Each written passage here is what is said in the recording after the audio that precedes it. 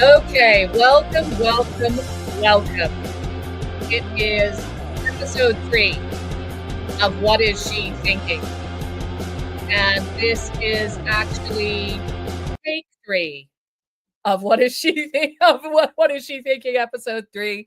But I think the third time's a charm, don't you, Dr. Heather Collins? Absolutely. Yeah, well, Absolutely. I'm Melanie Marshall, and perhaps it's my fault for deciding, but also possibly the perfect thing that we've had all these gremlins, because the topic I wanted to surprise you with today was what to do when you are fed up, worn out, done, when you are mad as hell and you just can't take it anymore, to quote a famous journalistic movie, Network.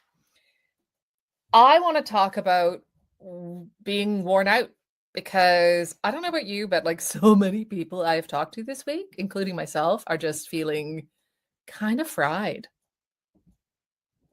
Yeah, and I love that you were thinking about something as lovely and elevated as a movie about journalism.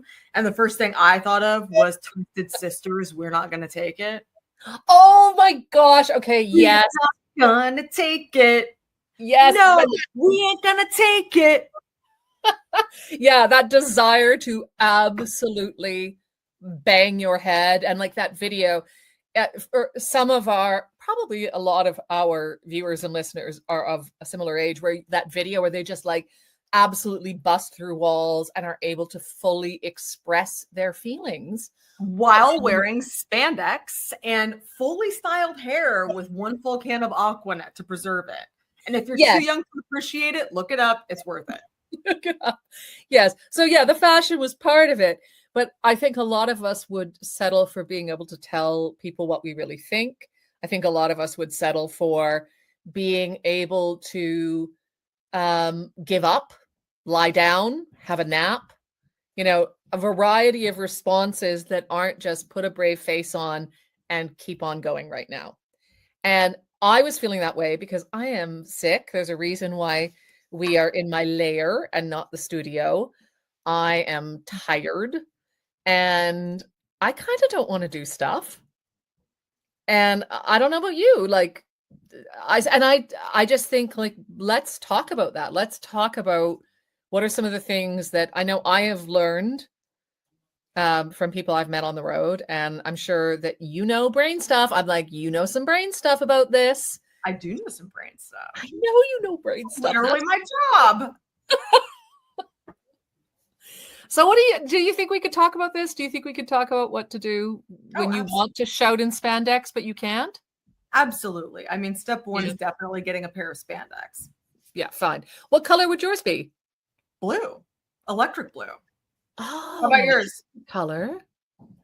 I think I probably would be like magenta purple with like lightning stripes.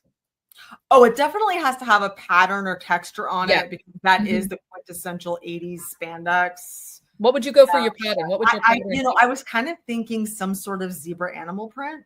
I was thinking that, or I thought you might go brain pattern, to be honest.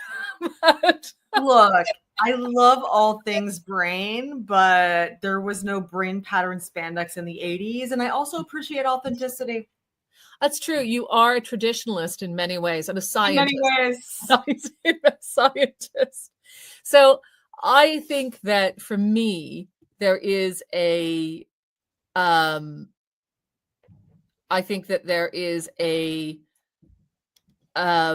reality to the feelings that people are having right now. It's the time of year, at least in the Northern Hemisphere. It is where people are at financially. It is where things are at with the economy. And so a lot of people are feeling like there's this push to hustle, and they don't actually have hustle in them. And I think it's a push to hustle, and also a stark realization that we are in late November, and there are only a finite number of days and weeks left to hustle in the year. And we know that largely, especially in the Northern Hemisphere, that in the Western Hemisphere, really, like December is not a good month to hustle. There's not a lot that's happening. So we feel a lot of cognitive dissonance in that we need to hustle, but we also know that it's not very likely to have an effect.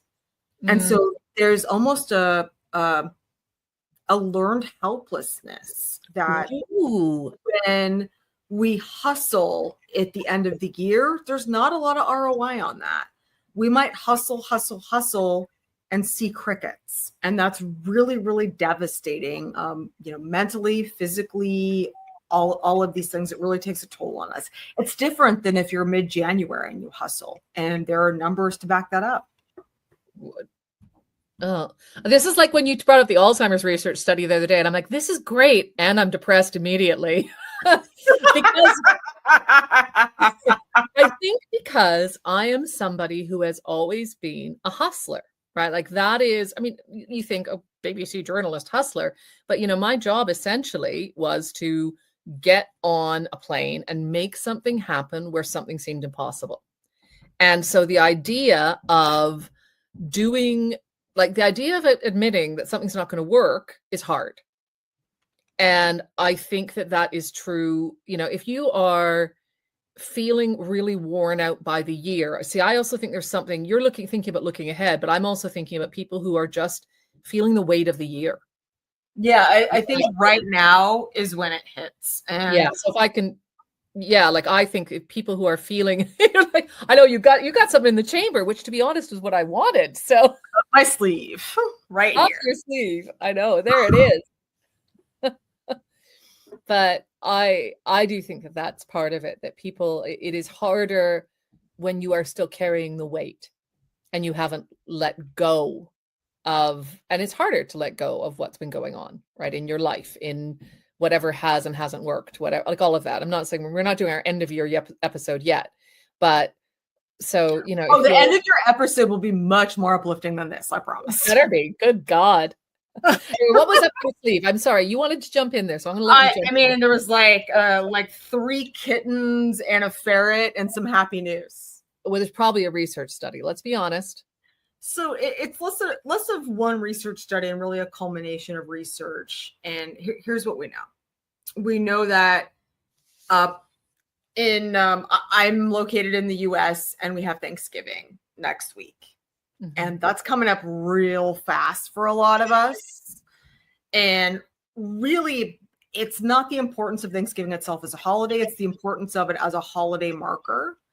And certainly there may be many holidays coming up at the end of November, beginning of December for a lot of cultures and a lot of people across the country. And that marking of like, oh, this is really the beginning of when people take time off and people are doing things other than work. It sounds like a wonderful thing, right? We should all be taking time off. We should be spending time with friends, with family, appreciating the season. If you're in a place like my friend, the marvelous Melanie Marshall is, that snows, appreciating the flavor that brings to everything that I don't have. I'm in Charleston, South Carolina. It was 77 degrees today. So stop showing off. So it's there's really a conflicting sense of what's happening, because at the same time we have 2 conflicting ideas. Number one is that we're supposed to pause and really appreciate friends, family, neighbors, culture, holidays, celebrations. And then on the other hand, the second thing that we're supposed to be doing is suddenly 2025 is coming to a close and we don't have much time left. And there is this pressure that is weighing down on all of us to feel like we have these end of year deadlines and end of year goals to meet and not much time to do it. And I think there are a couple things that we can do. So that I don't mean to always bring up sad things or negative things. I swear, if you bring up Alzheimer's, it's like... I will not bring up Alzheimer's. I will tell you that heart attacks spike on Christmas. I'll save that for a Christmas episode. Okay, so let's focus though. This is about people who are feeling really...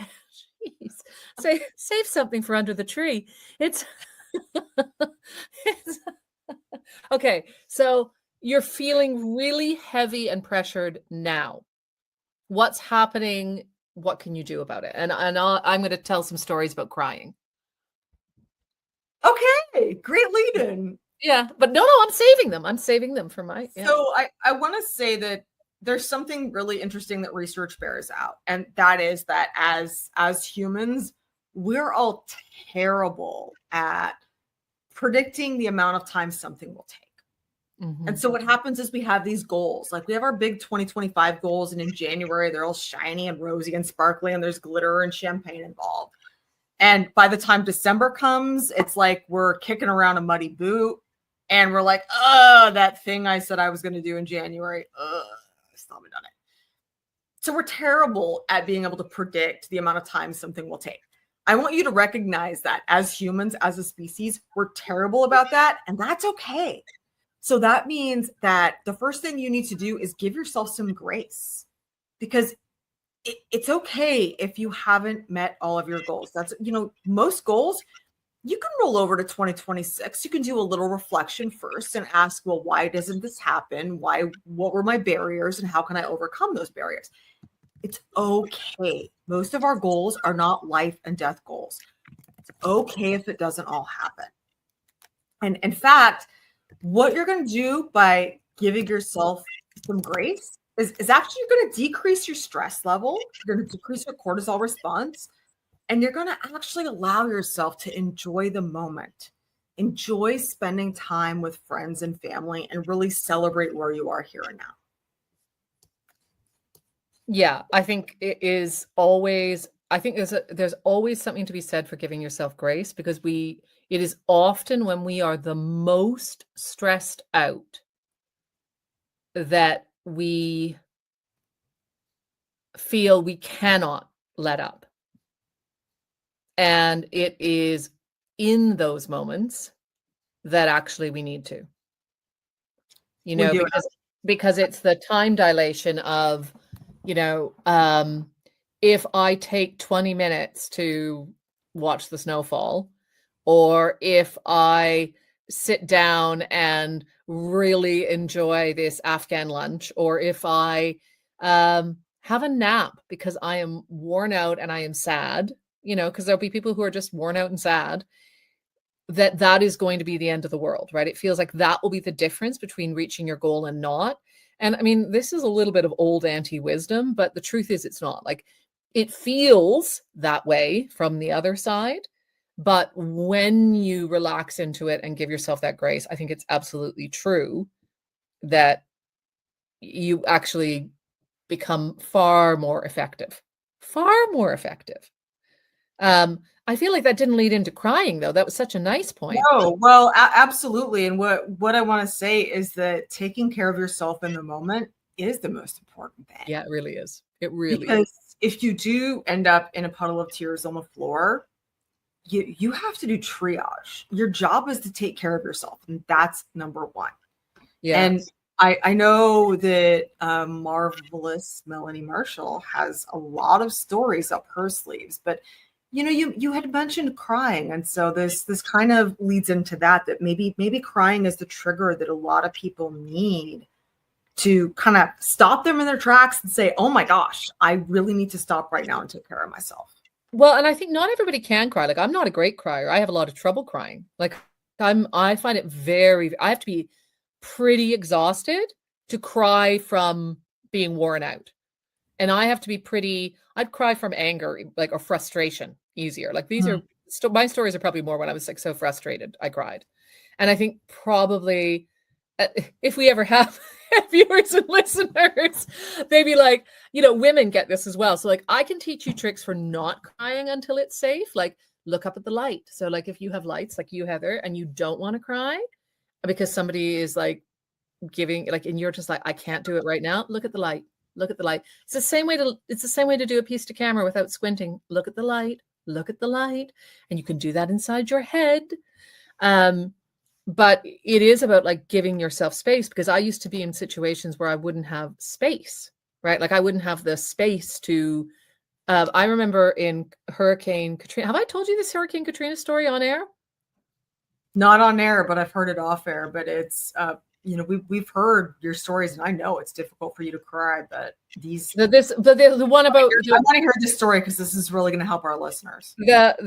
So I'd broken holiday, and I had gone off to Hurricane Katrina when the levees broke, and had talked my way around the sheriff's blockade, which wasn't that hard, and we were in very early, and before the National Guard, before the law enforcement, and it was a long, hard deployment. And one of the hardest parts for me personally was that my kitty got sick, and I found out when cell signal came back in, and I had to I got a picture on my BlackBerry of my kitty at the vet because my cat sitter had taken them to the vet, and I had to make the call on the phone to let them put my cat down.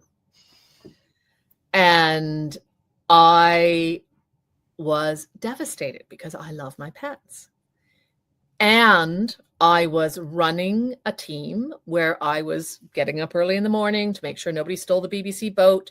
And I was, trying to keep things going. And I was so tired. I was putting down 25,000 US and getting up and walking away. Like, I was exhausted. I was, the Walking Dead at that point. And I'm sorry. I just want to pause on this 25,000 people. I don't want to pause on that right now. I'm telling you a really sad story, so I don't want to pause on that now. You can come back to that. How's that? and it and that was like the worst, right, for me. But I needed to go cry. I had nowhere I could go cry. And so I walked away. I walked away as far as I could until I found a Wendy's. And I went under the Wendy's drive-through and I sobbed because I'd put my kitty down. And as that happened, a group of Marines came up, and I was so dirty and I was so tired. They came up and they pulled over, and they were like, ma'am, are you okay, ma'am? Because they thought they'd found themselves a genuine refugee. They could help, a Katrina refugee. And I didn't want to tell them that I was a journalist whose cat had died, because that just felt so inappropriate to the situation. So I was like, oh, I'm fine. But I think you might be in a situation, right? You might be a healthcare worker who is so worn out, but you aren't allowed to be the one who is worn out because there are people whose loved ones are dying. Or you might be the person who is doing the layoffs right now because there's so many layoffs going on and it's hard for you. And you want to go cry. And my thing would be find somewhere safe. You still need to do it. And try not to get caught by Marines. So sorry, Heather, you wanted to go back to the 25,000. Now you can. I know you want. It's probably because it's about memory. Well, no, it's I mean, this is so hard, right? I'm a cat lover. I have a kitty, and this is so hard. But this is just an example of how exhausted and how tired you were that this incident happened because of everything else that was going on. And it's just kind of this stark indicator, I think, to people of the level of stress involved in exactly what was going on. Because this is not, look, friends and listeners, the marvelous Melanie Marshall has experienced things that none of us, especially me, are likely to ever experience. And so she tells these stories as if they're just things that happen. And sometimes I stop in the middle. And I'm like, whoa. Your side note is so intense. I want to hear more about that. And but to me, I'm like, but the side note's not as important as my cat getting put down. It's not, but it's one indicator of just what your brain is going through and just what the stress level was like. Okay. Yes. I take that point. I was more thinking about I do think lots of people go through those things, where you are just so worn out that everything falls away when we're so tired, right? When we've been under stress, and I'm curious about this, when we've been under stress, whether it is a combination of anger, fatigue, whatever our brains are cooking in, you tell me. And, and yeah, that, I was suddenly where's the money? And then it's but here's something I'll tell you. That's not the only time that's happened, because I have been sleep deprived like that more than once. You, my dear friend, you did not actually tell them what happened with the money. Oh, but what do you mean that I found it? Of course. Well, but I wouldn't tell the story if I didn't. But you were so exhausted that you had left a stash of 25,000 US on the side of a road. Is that it? Do I recall? No, but it was in like a fanny pack. Like I'd taken it off to make a call, and I just like taken it off, put it beside me, and just stood up and walked away because I was like half asleep. I still can't believe that you, Heather, cat mama, care more about this than the death of Pandora, my beloved cat. First of all, I love that your kitty was named Pandora, but no. I don't care more about it. It's that this is an indicator of exactly how intense things were. Okay. And then Pandora on top of that. That's a lot. Okay. It's a question of like, I really want listeners to understand the magnitude of everything that was happening. And that was a lot. I know. I guess I just don't want them to think it is like so outside the realm of what they're going through. Because to me, like I've also cried, just other places I've cried. I've also cried in the world's largest cemetery in Iraq because I was so fed up. I wasn't like as tired, but I had been mansplained so hard by some really like hardcore dudes whose just gender ideology I did not agree with. I don't know if that's the phrase. I'm trying to find the right words for it. But like I had just been like put into a lady box I did not agree with for a number of days. And I was so fed up, and I was the boss. And my nickname was Assad, right? Like they called me the lion because I was so fierce. And all I wanted to do was scream at them and quit. And I couldn't, right? And so I went and I stood behind a tomb and I cried. So I also think that, so for me, the through line, you're like, you left that money behind. I'm like, oh no, but I've cried in a number of places. And I just feel like if you are someone who has been in a high pressure job or high pressure role and really wanted to scream and quit or curl up in a ball, and you can't, like finding a place to like make room for yourself is so key, I think. Absolutely. And the through line was not the story about the money. It was that things add up. Yes. Okay. That I'll get. Yes. And when things add up, our cortisol, that stress hormone in our brain that makes things not function as well, and also gives us like, extra belly fat for protection. It adds That's up. what happened. Sorry. And yeah. All right. The additive effect of that is that things that are seemingly small that we could tackle one at a time, maybe you could have tackled the dudes that were putting you into a lady box. Maybe you could have tackled Katrina on its own. But the fact that they add up with other things happening at the same time really adds up to be more than your brain can deal with at one time. And it happens to all of us. And it might not be Iraq, and it might not be a pile of 25K plus your beloved kitty dying.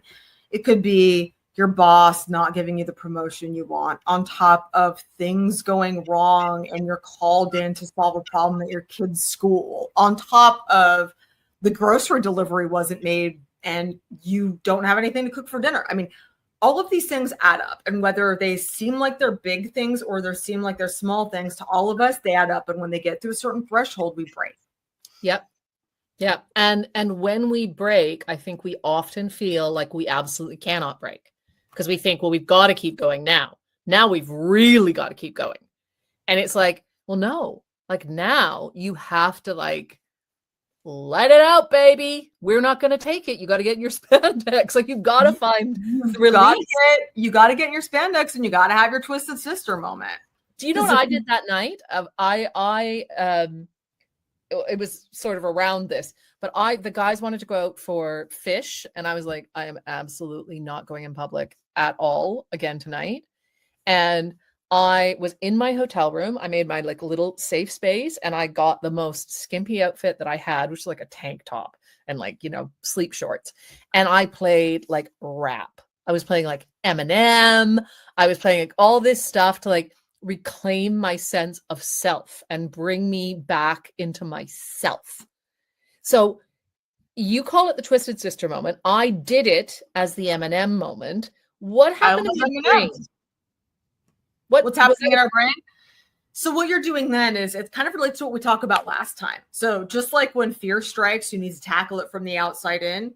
When these moments of stress strike, you need to tackle it from the outside in also. Mm-hmm. And that means you need to create an environment for yourself to take your stress level down. So that could be, for me, maybe putting on some spandex and playing Twisted Sister. For Melanie, it could be some rap and some comfy pajamas or whatever skimpy thing happens to be lying around and just dancing like nobody's watching. For you, it could be actually going for a run. It could be talking with your best friend. It could be having a moment where you just sit and you sip on some chamomile tea. But whatever you need to do to take your stress levels down, you do it. And the beautiful thing, real quick, about crying is that it's okay. It's okay to cry if you're angry. It's okay to cry if you're afraid. It's okay to cry if you're stressed. Crying actually relieves toxins and helps your system be a healthier system. I raised my hand because the thing I really want to get into though, because it's the reason I'm grateful for us. I am grateful for, and I think it's the most important thing that I could possibly bring up is it's each other. And I don't know if it plays to, if you talk about what I think helps us when we are absolutely done, I think it is each other. You talked about calling a best friend. You talked about the crying thing. Okay. My best friend is amazing at crying. Like she says that if she could be a little bit worse at crying and I could be a little bit better, then like we would be amazing. But I had a failure. I had something I tried and it just like, honestly, it was the worst. And I called her because I said like, look, I really need to cry. I'm pretty sure if I don't cry, I'll never try this again.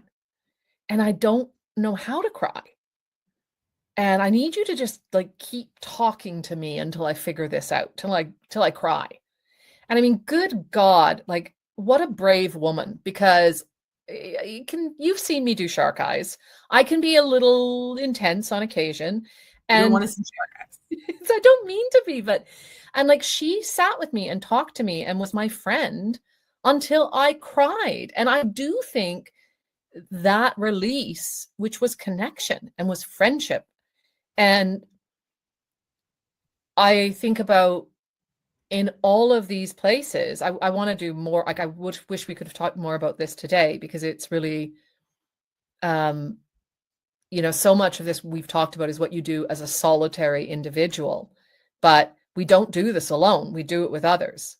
And when you are like, look at Dr. Heather and I, we're doing this together. And when you are absolutely on the floor and worn out, you do it with somebody else. Like I have been saved a million times. Oh, crying. Another crying story. Strange women I don't know who have taken care of me. And women who've seen me about to lose my absolute rag before I cried in that cemetery, who like saved me and offered me snacks. Like I could tell you that story for hours. Like but at the end of the day, we all save each other. So yes, we have to take care of ourselves, but like look for the helper. Look for the person who helps you feel better rather than feel worse. And safe. Look for the person who makes you feel safe, I think. So I'm sorry, that was my rant. Like, because I do think that if I was going to say like all of the other stuff is great, but it can be real lonely. It can. Sometimes you don't have the option of contacting anybody else and you really do need to figure out a way you can make it through. Sometimes you can contact someone else right away. And if you feel comfortable doing that, you should. Sometimes maybe you need a moment to yourself and then you want to call your person who can help you. Yeah. And however you are able to take your stress, relieve it, take you down to a certain level, do that. because this time of the year is really, really challenging. And step number one is actually, it's not your goals. It's not finishing out the year the way you had thought about in January. It's taking care of yourself, because this is a hard time for people. And if you can't take care of yourself, you can't enjoy friends, family, holidays, and celebrations. And that's what we want you to do. Yeah, I think I still would say you can find somebody, and it's okay. Taking care of yourself is taking care of each other, and we are in community. And it might not be your friends and family, because they might be the ones driving you nuts, but it might be a person who sees them driving you nuts and gives you a wry smile. And if you are on the floor, hey, rewatch us, comment, like, subscribe. God, that was craven. But I do think, we find safety in ourselves, and we find safety in each other, and creating those spaces for ourselves to express it somehow, even when it feels impossible, is one of the ways that we get through to the next. Rather than feeling like we are running this race, this hustle race where we have to win. Because as Dr. Heather says, like, there's so much of this that is like this imaginary thing that our brains have constructed that is about how we're going to finish the year. And it's like, we're fine. We're doing okay. Everybody's okay. The real win isn't hustling or finishing December how you envisioned in January. The real win is taking care of yourself and making sure that you end December with a smile on your face. I thought you were just going to say ending December. And I'm like, look, that is actually what I'm going for right now. I'm setting my goals very low. I'm like, come on, baby. Let's make it. Melanie, I am here to help you end December with a smile, my friend. But we're still in November. We got a ways to go. So we do, but we'll get there one day at a time. One day at a time, yourself baby. Every day, one day at a time. It's all we one day at a time. Take care of yourselves, I think, and like, honestly, like, what is one thing you're doing to take care of yourself? Honestly, when I get really exhausted and really stressed out, I feel completely like I've hit a brick wall at about 1:30, and I'll lie down and close my eyes and listen to an audiobook for half an hour or an hour. Wow, I love that. I'll just give myself that afternoon time to recharge. I love that. I love that. How about you? What are you doing? Well, yeah, I actually tried that today. I gave myself a little afternoon meditation / nap, I would call it. It was meant to be meditation. It turned into a nap. And that's okay. Yeah, and that's okay. Like, it was, and that was one of the things that I'm trying, is just being like, okay, and taking a book out of the page of what you suggested, which was to be like, you know what? A lot can happen in 10 years, and that maybe doesn't happen in one, and just trying to give myself a little bit of grace. So, but I think the nap, honestly, is like that was like a big thing. And I felt so much better, and I'm a night owl anyway. So yeah. So I'd love to hear what folks think. Yeah, we're working through this just like you are, all of us together.